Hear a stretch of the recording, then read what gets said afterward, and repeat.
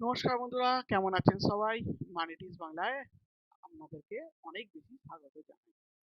তো অনেকদিন হয়ে গেল আপনাদের সঙ্গে কথা বলা হয়নি বা নতুন কোনো ভিডিও আপলোড করা হয়নি। তো হয়নি মার্কেট তো ঠিক আছে, আশা করছি আপনাদের কোনো রকম কোনো চিন্তা হয়নি বা কোনো রকম কোনো অসুবিধা হয়নি। আজকে ভিডিওটা করার কারণ হচ্ছে নিশ্চয়ই ট্যাগলাইন দেখে বুঝতে পেরে গেছেন বা থাম্বনেল দেখে বুঝতে পেরেছেন যে বাজেটটা যেহেতু আগের দিন ঘটলো, তা বাজেট নিয়ে একটুখানি বলবো যে কেমন হলো বাজেট না বাজেট, এবং কিছু স্টক নিয়ে আলোচনা করব আপনাদের সঙ্গে। তো আসুন দেখছি, তো লাস্ট একবার একটা ভিডিও করে দিয়েছিলাম অবশ্য আপনাদের জন্য। লাস্ট যে ভিডিওটা করেছিলাম সেটা বোধহয় যত সম্ভব এই ডিসেম্বর ফিসেম্বর হবে বোধহয়, তাই তো? হ্যাঁ, ডিসেম্বর এরকম সময় হবে।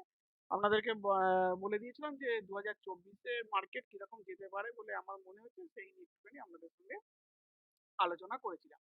তো 2024-এর এই ভিডিওটা যারা এখনো পর্যন্ত দেখেননি তাদেরকে বলবো অতি অবশ্যই ভিডিওটা একবার দেখে নিন। ওভারঅল 2024-এর মার্কেট কেমন যাবে না যাবে সেই নিয়ে এখানটায় বলা আছে, তো আপনারা পারলে দেখে নিতে পারেন। আর একটা 2024-এর জন্য যারা স্টক মার্কেটে সরাসরি ইনভেস্ট করতে চান না, মিউচুয়াল ফান্ডের মাধ্যমে স্টক মার্কেটে থাকতে চান, তাদেরকে বলবো 2024-এ এই মিউচুয়াল ফান্ডের এটা একবার দেখে নিতে বা লিস্টটা একবার দেখে নিতে।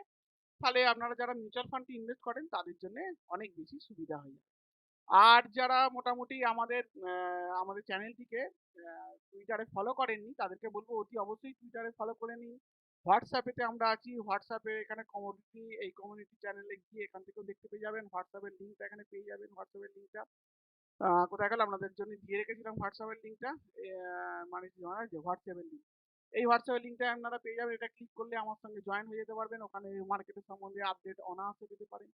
এছাড়া মোটামুটি আমরা তো এখানে দিয়েই থাকি, এবং টুইটারে গিয়েও আমাকে ফলো করতে পারেন বা আমাদের এই চ্যানেলটিকে ফলো করতে পারেন। এখানে স্টক সম্বন্ধে অনেক বেশি আপডেট দেয়া থাকে, যেগুলো আপনাদের জন্য মার্কেটে ট্রেড করতে অনেক বেশি সুবিধা হবে।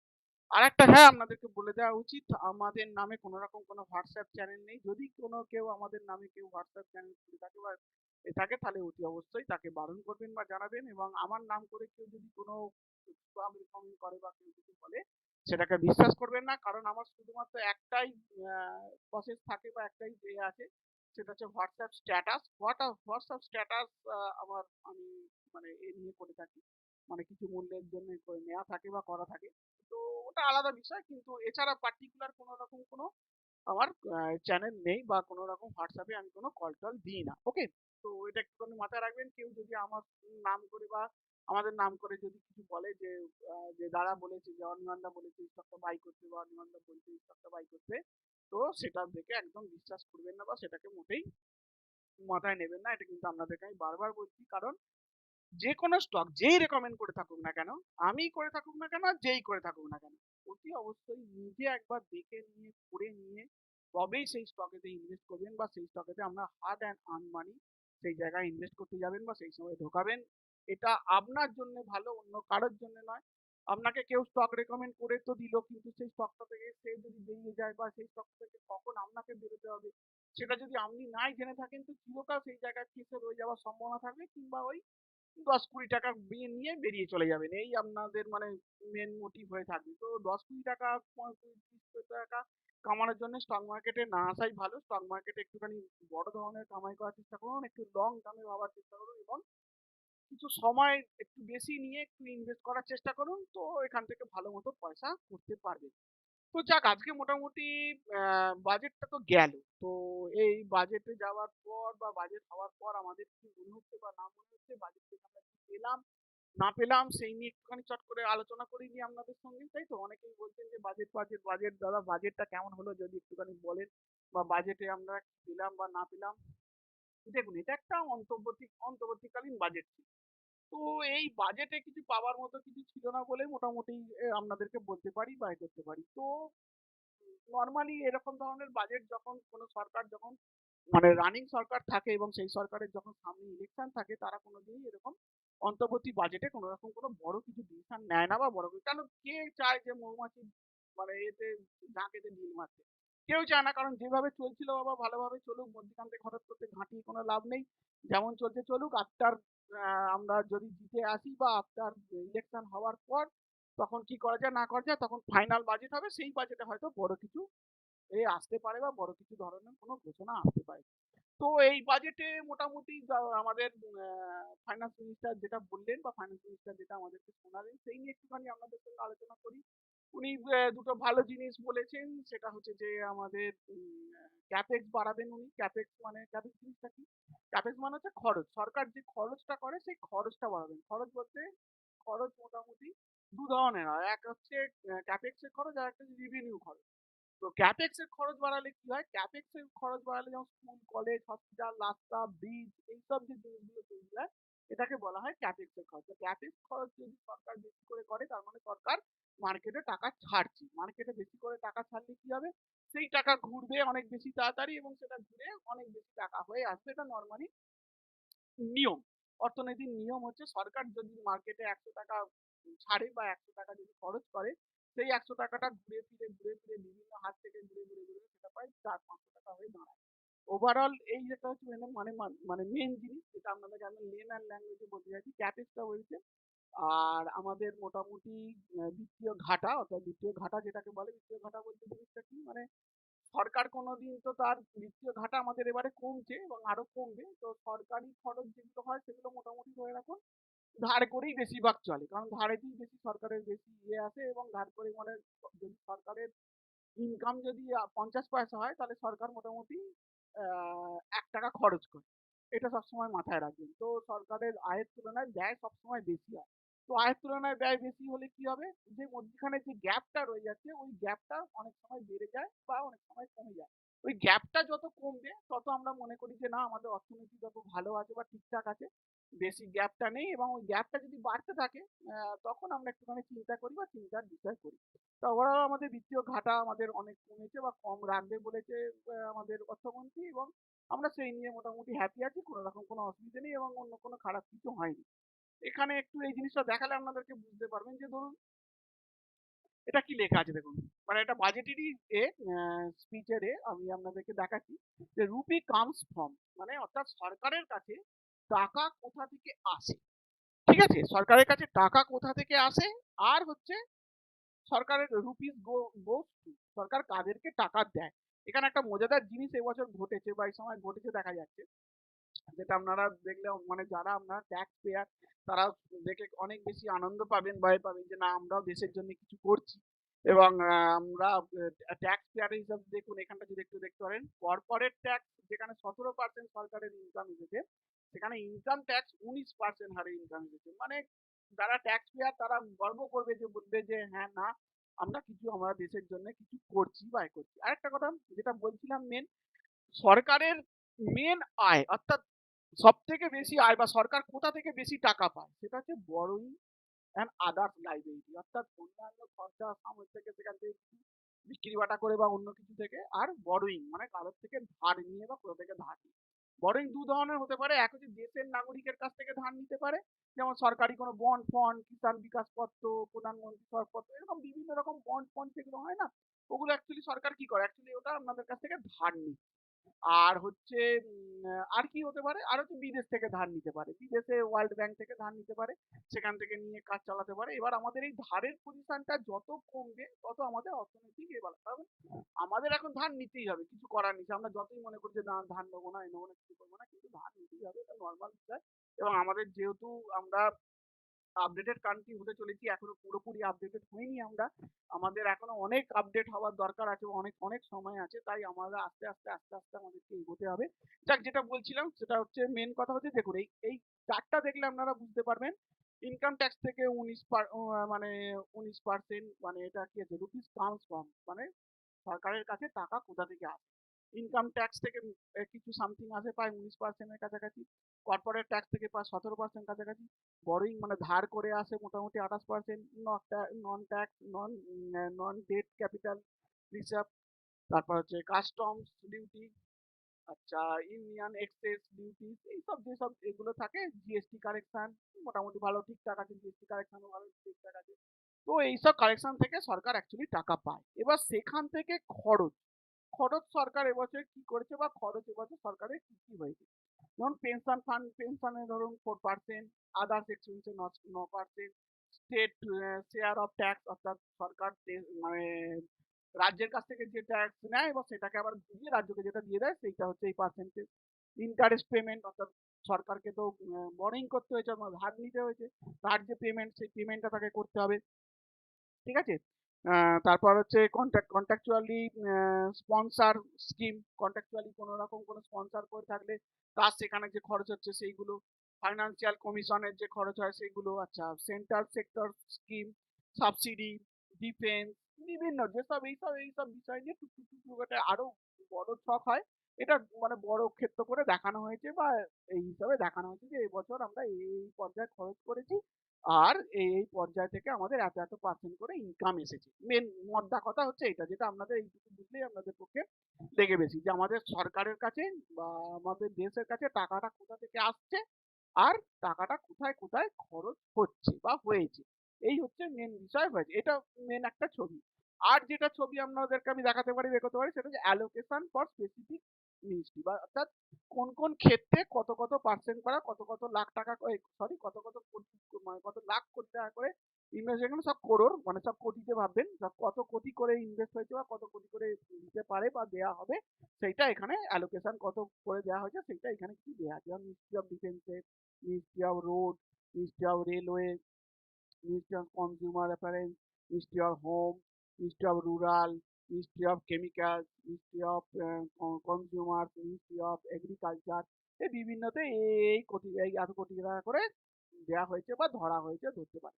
এখানে এই যে যেমন দেখানো হয়েছে যে 2023-24 কত ধরা হয়েছে, আর 24-25 জন্য কত বরাদ্দ করা হয়েছে, আরো বেশি কত বাড়ানো হয়েছে। এইটা থেকে এটা মাইনাস করে দেবেন, তার মানে কত বেশি বরাদ্দ হয়েছে সেটা বুঝতে পারবেন।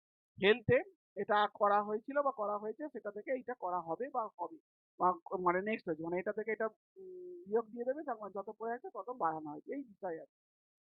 তারপর সোলার পাওয়ার একটু সরকার বেশি জোর দিচ্ছে। এটা একটা ভালো স্কিম আছে, যে দিকটার দিকে অতি অবশ্যই বলবো আপনি নজর রাখতে পারেন বা আপনাদের নজর রাখা উচিত।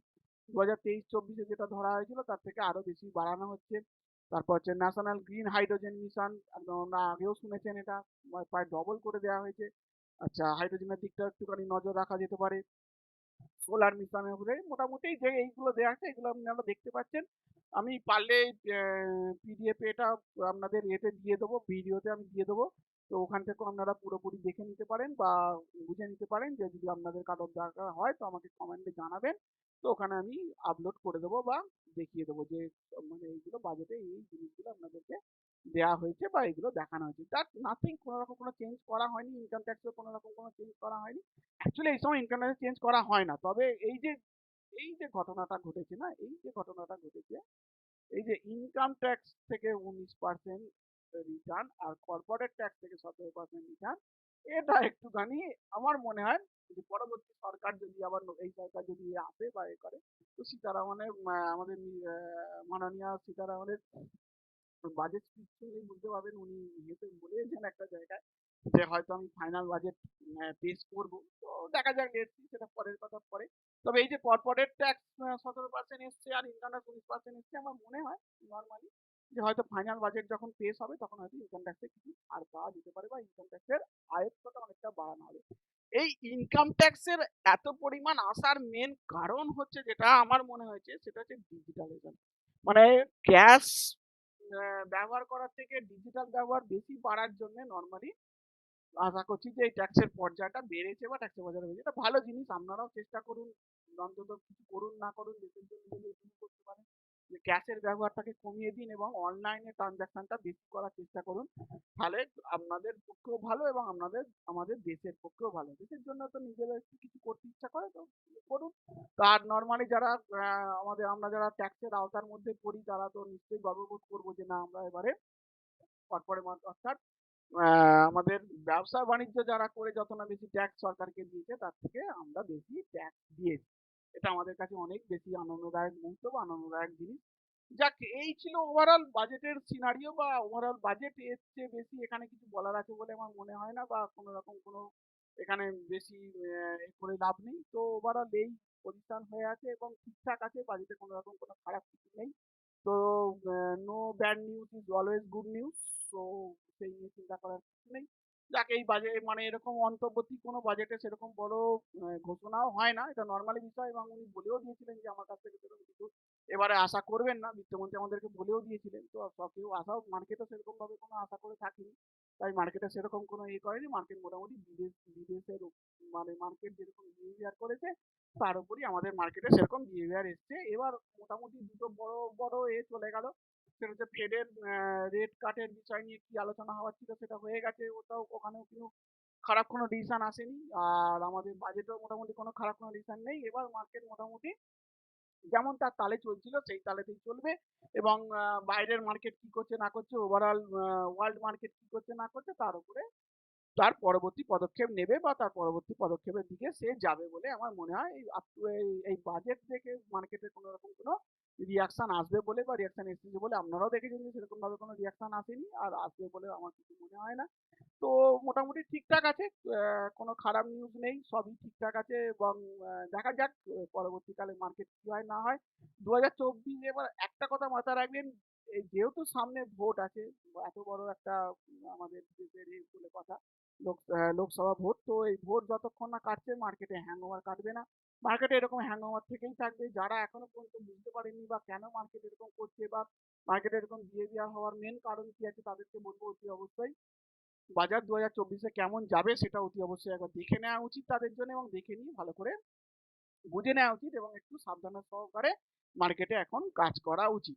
ওকে, তো এবার যেহেতু এরকম মার্কেট থাকবে বা মার্কেটে এরকম বিহেভিয়ার হচ্ছে, তো অনেকেই মনে করছে দাদা এই সময় আমাদের কি করা উচিত বা কি না করা উচিত সেটা অতি অবশ্যই আমি বলবো। কিন্তু তার আগে অতি অবশ্যই বলবো আমাদের চ্যানেলটিকে সাবস্ক্রাইব করে নিতে এবং একটা লাইক দিয়ে দিতে এই ভিডিওটাতে, যাতে আপনাদের জন্য আরো এরকম ভালো ভালো ভিডিও আমি আনতে পারি। তো আজকে আপনাদের জন্য একটা ছোট পোর্টফোলিও নিয়ে এসেছি। যে পোর্টফোলিওর যে কটা স্টক আছে সেগুলো প্রতিটাই লার্জ ক্যাপ স্টক। যে লার্জ ক্যাপ স্টক গুলো আপনি নিশ্চিন্তে ইনভেস্ট করতে পারেন। আমরা মোটামুটি নিফটি ফিফটি 50টা স্টকের মধ্যে আমার আমার নজরে সেরা 9টা 10টা স্টক যেটা আমার মনে হয়েছে সেই স্টক গুলোকে আমি আপনাদের জন্য নিয়ে এসেছি। এই স্টক গুলো আপনারা আমাদের রাডারে রাখতে পারেন এবং এই স্টক গুলোতে আস্তে আস্তে এসআইপিও করতে পারেন। এসআইপি করাটা বেস্ট হবে, এসআইপিও করতে পারেন এবং নরমালি থোক ইনভেস্টও করে দিতে পারেন, লামসাম ইনভেস্টও মোটামুটি আপনি করতে পারেন। ওভারঅল একটা মোটামুটি পোর্টফোলিও তৈরি করে নিতে পারেন।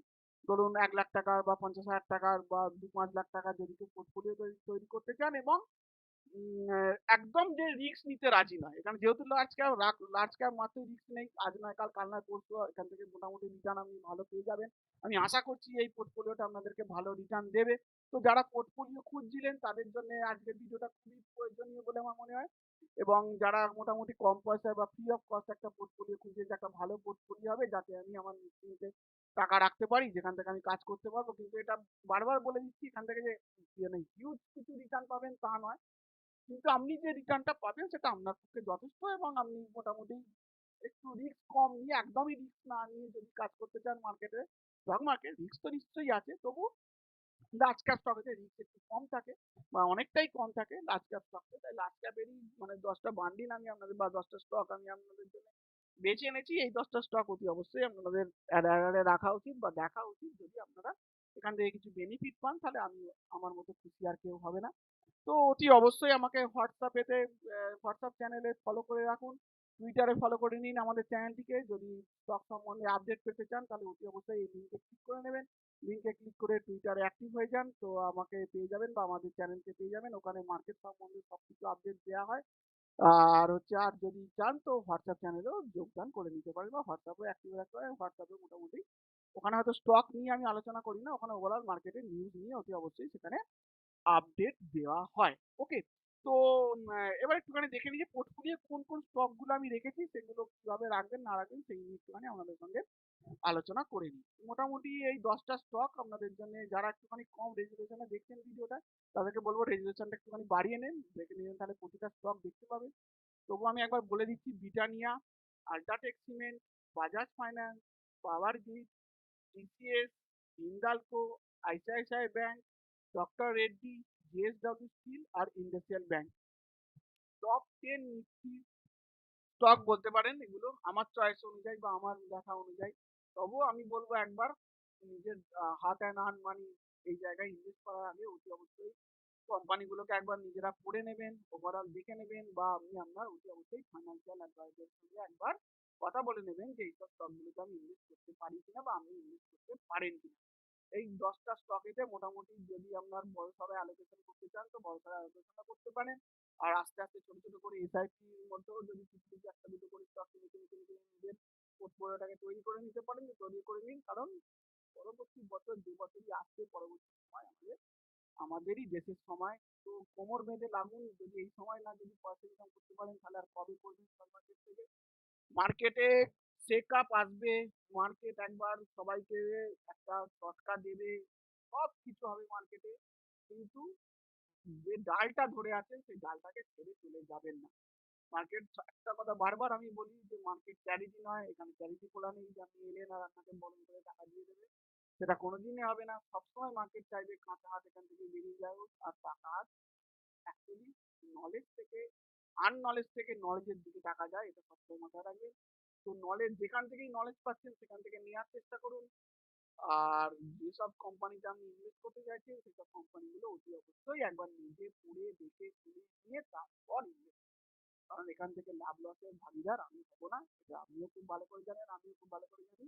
তাই যাই করবেন নিজে রিস্কে করবেন। আমার একটা ইচ্ছা ছিল আপনাদের জন্য 10টা স্টক, 50টা স্টকের মধ্যে 10টা স্টকের একটা পোর্টফোলিও আপনাদের জন্য তুলে ধরা, বা 10টা স্টক আপনাদেরকে তুলে ধরা, যে 10টা স্টক আমার ভালো লাগে বা এখান থেকে ভালো কিছু করতে পারে সেই নিয়ে আমি আপনাদের সঙ্গে এখানে দিয়ে দিলাম বা দেখে নিলাম, আপনারা এগুলোকে নজর রাখতে পারেন। তো মোটামুটি আজকের জন্য এখানে রাখি। সবাই সুস্থ থাকবেন, ভালো থাকবেন। দেখা হবে আবার পরবর্তী আরেকটি আলোচনা নিয়ে। পরে যখন দরকার হবে অতি অবশ্যই আমি আপনাদের জন্য ভিডিও নিয়ে আসবো এবং দেখবো। তো কমেন্ট করতে, শেয়ার করতে, লাইক করতে ভুলবেন না। বারবার একই কথা বলছি, তবু ঠিক আছে, আজকের জন্য রাখি। সবাই ভালো থাকবেন।